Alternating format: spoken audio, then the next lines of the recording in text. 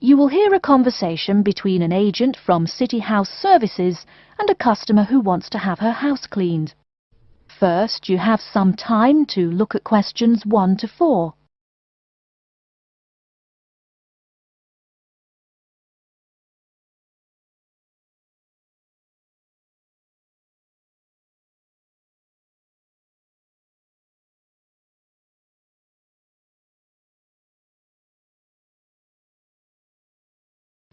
Now we shall begin. You should answer the questions as you listen, because you will not hear the recording a second time. Listen carefully and answer questions 1 to 4. Good morning, City House Services. How may I help you? Good morning. I'd like to arrange to have my house cleaned. Certainly. I just need to ask a few questions. First, could I take your name? Yes, it's Barbara Hill. Thank you. Next, is your house in London? Yes, it's in Kingston in southwest London. Okay, southwest London, and, what's the postcode? SW105. And what is the square footage and what rooms will be cleaning? The whole house is 268 square feet, and there is no need to clean all the rooms. I only want to have my bedrooms cleaned. Okay. How many bedrooms does the house have?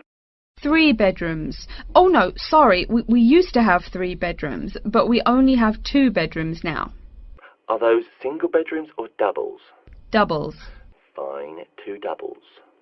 There's one more room which needs cleaning. It was used as a bedroom before, and now we have converted it into an office. I understand.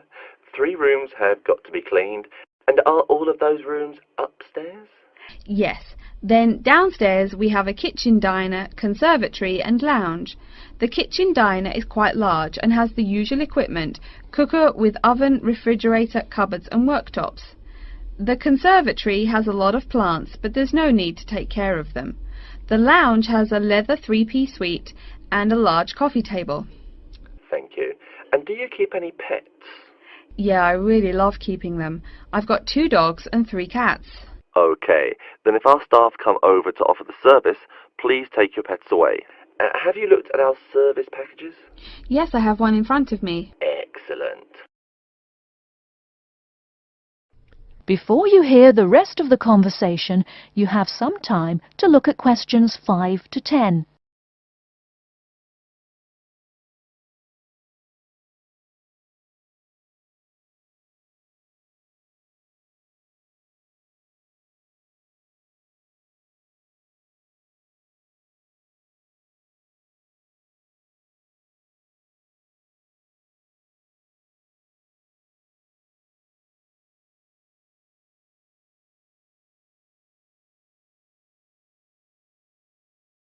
Now listen and answer questions 5 to 10. Any extra services you need? Switching bed linen, work in the garden, clean the glass in the conservatory, that kind of thing? No. Actually, replacing the bed linen, yeah, that would be good. No problem. I'll just make a note of that.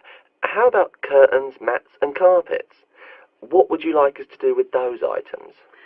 The curtains. I'll have to think about that. I think we should have the carpets cleaned really well every quarter. Mats can just be done with the laundry. Of course. How about clothes? We can have our staff wash and iron them, or we can have them taken to a dry cleaner. Washing and ironing. No, just ironing. That'll be okay. Okay, fine. I know quite a bit about what you want now. I should let you know that we're located on 12 Amy's Road. That's Amyes. And we work on from Monday to Sunday except Tuesday and Wednesday. Could you let me know when is convenient for you? Next Friday. No. Oh, that's no good. My son invites his friends over in the afternoon that day. Perhaps next Thursday or next Saturday? Let me check. Okay, next Thursday. When is it convenient for us to come over and provide the service? Is it okay if we come in the morning? Or we may come in the afternoon. It depends on your schedule. I'm okay with any time. Just give me a call to let me know you're coming before you arrive. Sure we will. By the way, how long will it take for the service? We usually work 1 to 3 hours for house cleaning, and the work will take 3 hours at most. And of course, if it takes more than 3 hours, you should pay extra for it.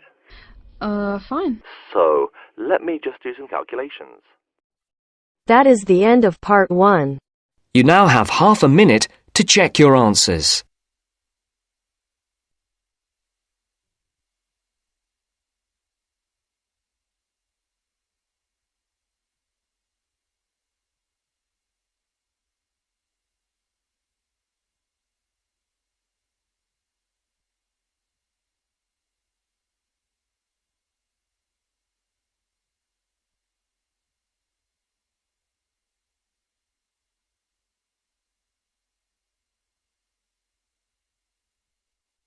Now turns to part 2. Part 2. You'll hear a talk by a security worker from Sydney Airport who is introducing the day-to-day operations of the Australian Quarantine Service. First, you have some time to look at questions 11 to 17.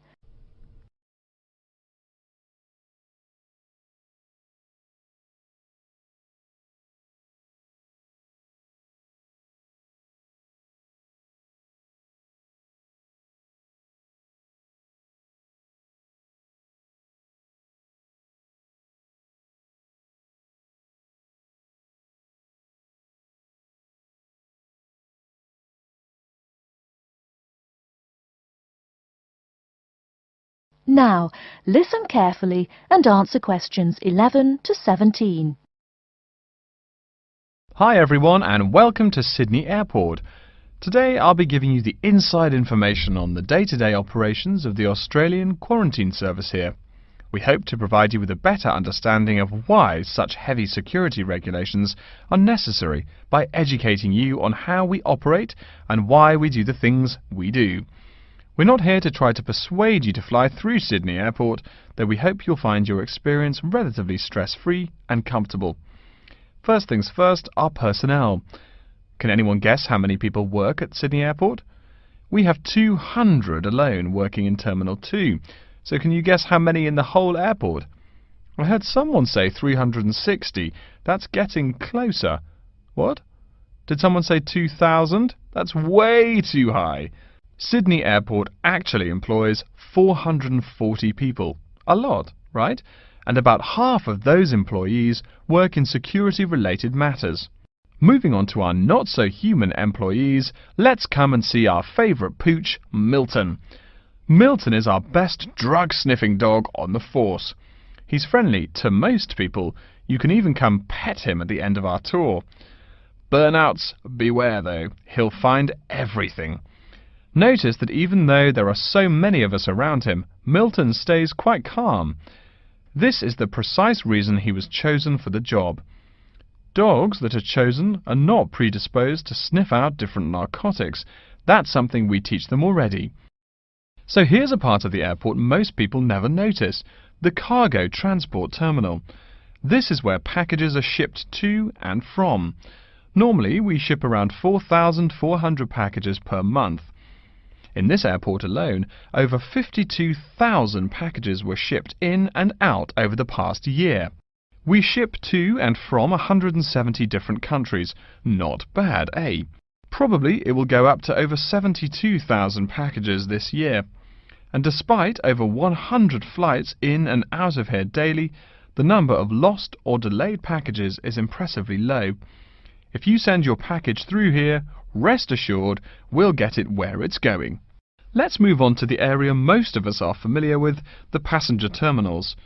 In order to be allowed into this area, you must pass through security with your ticket and, if you're travelling internationally, your passport. If you're travelling domestically, you just need a legal form of ID. If you don't have those, you will not be allowed to pass through security and board your flight.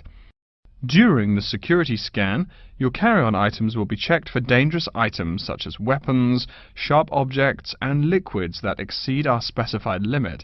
If you attempt to pass any of the prohibited items on this list posted at the entrance, you are still allowed to board the plane, but you'll be given a warning and your item will be confiscated. Don't worry, we will not arrest you for having too much shampoo in your bag or anything like that. We also search your carry-ons and parcels for any perishable items. We prohibit the transportation of local vegetation and prohibit parcels containing any insects in them. You may or may not have learnt about this in biology class, but when some plants are introduced to a new environment, they spread wildly and wipe out the current species around it. It is important to control the introduction of new plants into an ecosystem, so we must prohibit the transport of any fertile seeds. So what happens to parcels containing possibly suspicious items? It's of course something we do not take lightly here. If an object passes through the scanner that appears suspicious in any way, it is separated out for manual search by a member of our trained security personnel. If an illegal plant or simple sharp object like a pocket knife is found, it is simply disposed of in our biohazard waste containers, and the package itself is returned to the sender, or passenger if it is for a passenger flight. More serious weapons are reported to higher authorities for investigation. Before you hear the rest of the talk, you have some time to look at questions 18 to 20.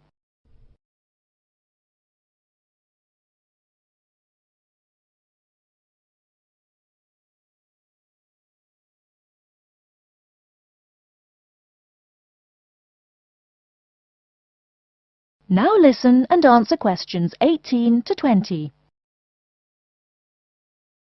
As far as parcel security, the material of the parcel is important. For shipped goods, the most common material used and the most widely accepted is paper. Make sure it is packed sturdy enough with no rips or tears. We've definitely had packages rip open before due to haphazard packing. A more common problem, though, is the package labels. When an item does not make it to the right place, this is the most common reason. The label may not be in the right place or marked clearly enough. If you're receiving any items from abroad that must be declared, please remember our guidelines in order to ensure the timely delivery of your item. Make sure it is packed correctly, and we ask that you notify customs between 2 and 10 days within the item's scheduled arrival date. OK, before we move on, are there any questions? That is the end of part 2. You now have half a minute to check your answers.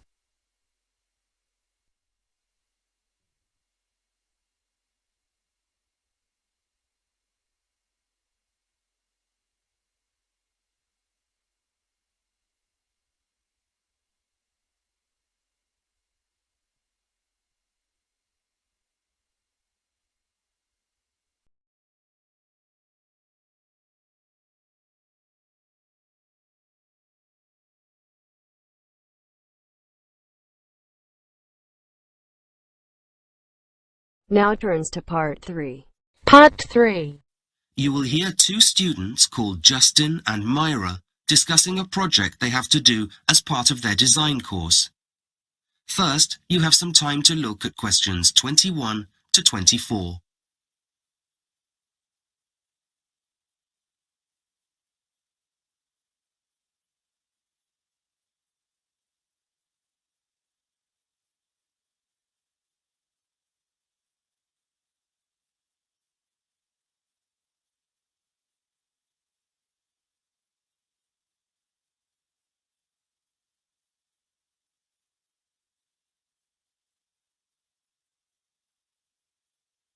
Now listen carefully and answer questions 21 to 24.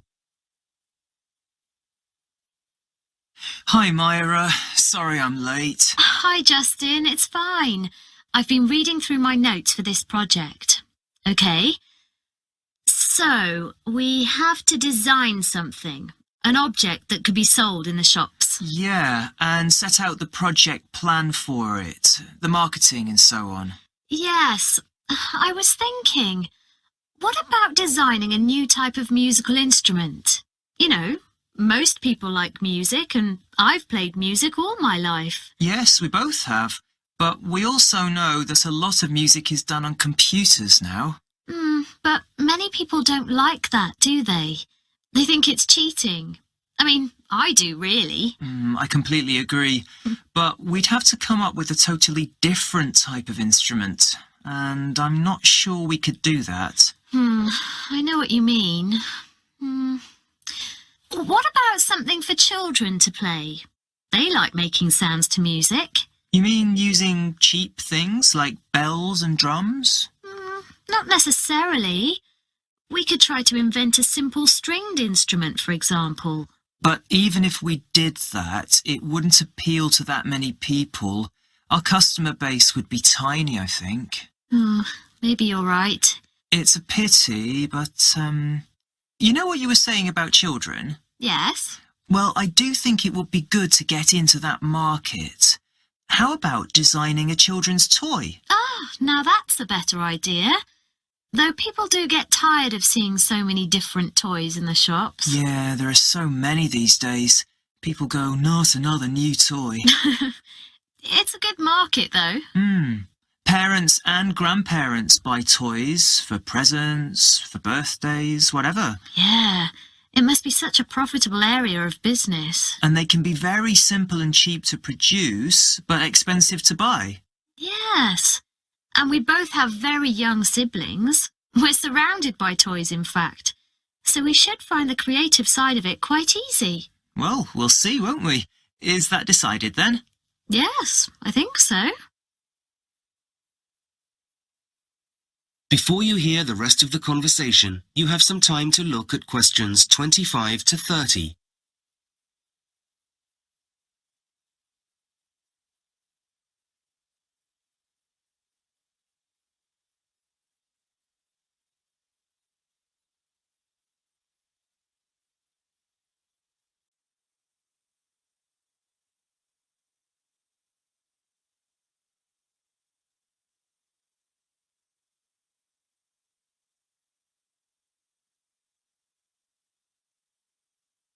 Now listen carefully and answer questions 25 to 30. Okay, so now we need to agree a project plan. We need to discuss the stages in the design of the toy. Why don't we draw a table? And then we can divide the tasks between us. That's a good idea. Okay, so where shall we start? Well, first of all, we need to find out what sort of toys children really enjoy playing with. I know, my little brother's having a birthday party next week, so I could take him to it and have a chat with some of the parents while I'm there. Yes. You'll need to have a few informal questions in mind. I can do that. I can draft a few questions and take them with me. I could actually produce a more formal short questionnaire and give it to the staff at the nursery my sister goes to. That's an excellent idea. That should really help us decide what to focus on. Once we know what we're going to produce, we'll have to think about the actual design, as we need to produce a model, don't we? Yes, well, I'd be very happy to get together a lot of different materials from shops and places around the area. I mean, a lot of toys are made using plastic, but we would have to use something else. Right. And I can put together a 3D model if you like. I could do it in cardboard. Okay. As far as making the toy is concerned, we're going to be given some help there, aren't we? Yes, I don't think we have to worry too much about that at the moment, but we do need to think about the advertising side of things. I think the best thing would be to design a commercial. For radio or TV? TV, I think. It's hard to demonstrate a toy on the radio. Yeah. OK. We'd need to come up with the different scenes that will take place during the commercial. Yes, we could discuss those first, and then I could write it all up as a script. It'll have to be very detailed, so you need to include absolutely everything. OK. Well, you may have to help me out with that at some point. That's fine. It's a big job. What else can we do? Well, what about a poster? It's a fairly traditional form of advertising. I guess the important thing will be that people notice it, and it gives them the idea straight away. Yes, it has to catch people's eye in some way. Well, the critical thing is that it's colourful. Colour is something that people associate with children and toys, and that's how it'll get noticed. I completely agree. A lot of posters are black and white these days, and that just wouldn't be effective. So, shall we fix a date to review our plan and get started? That is the end of part 3. You now have half a minute to check your answers.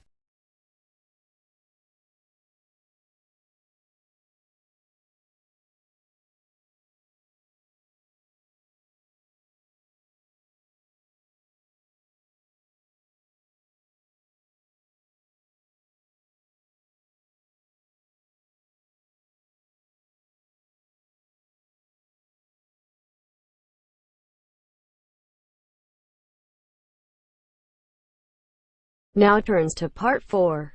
Part 4. You will hear part of a lecture about the psychology of personality. First, you have some time to look at questions 31 to 40.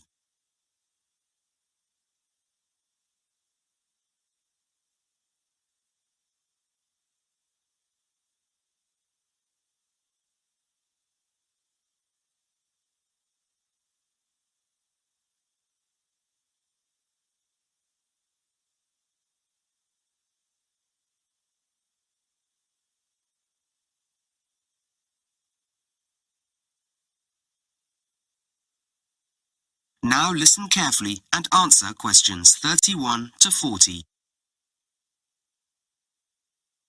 Welcome to this lecture on the psychology of personality.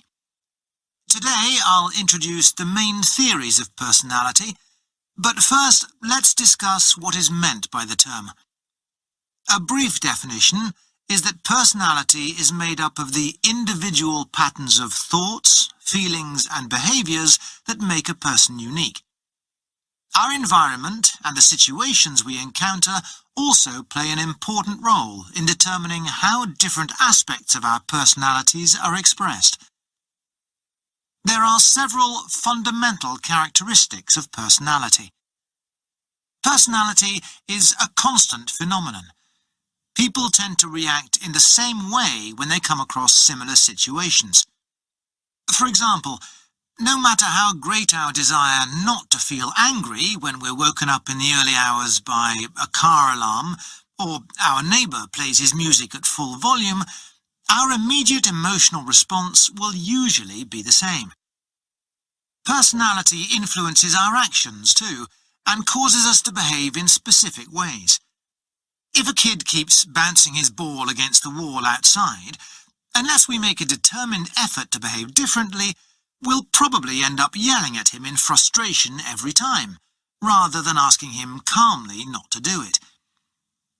Personality is shaped by both psychological and biological factors, and is expressed not only in behaviours, but through emotions and thoughts, which have an impact on our relationships and social behaviour.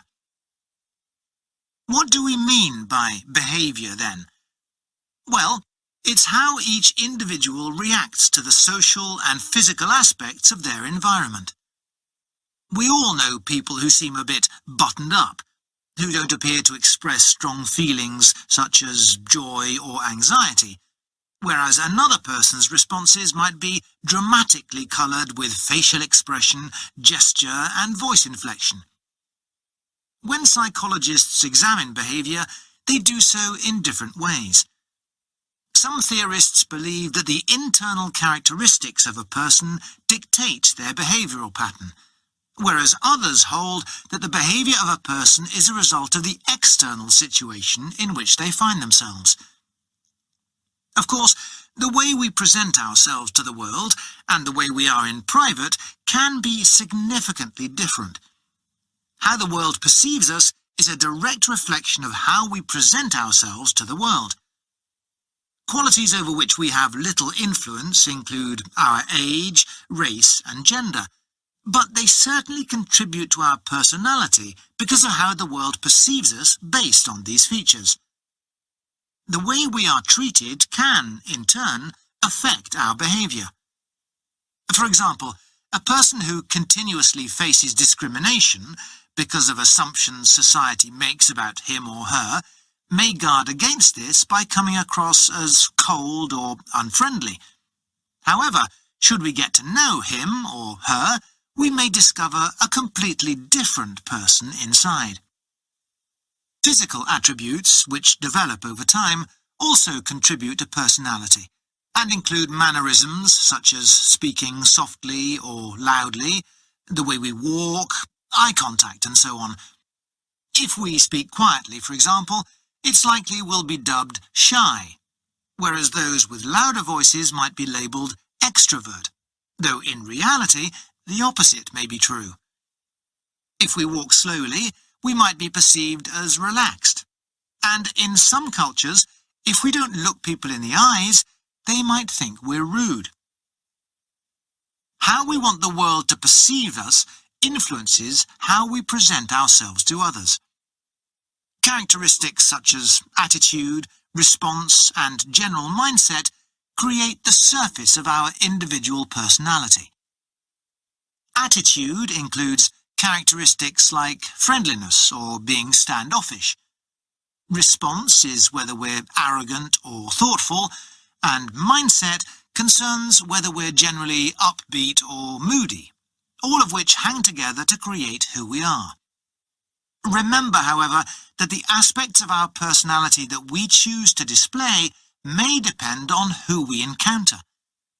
The personality you exhibit around me, a professor, for example, is probably very different to the personality you reveal to your closest friends. Dig a little deeper, and the private aspect of our being appears. Our cherished dreams that might seem childish to others, our goals, and the moral code we live by. Our ideas, daily internal monologue, and thoughts are also elements that make up the person that only we truly know. And only we can decide when to share these parts of our personality with others. Let's move on now to the different theories of personality. That is the end of part 4. You now have half a minute to check your answers.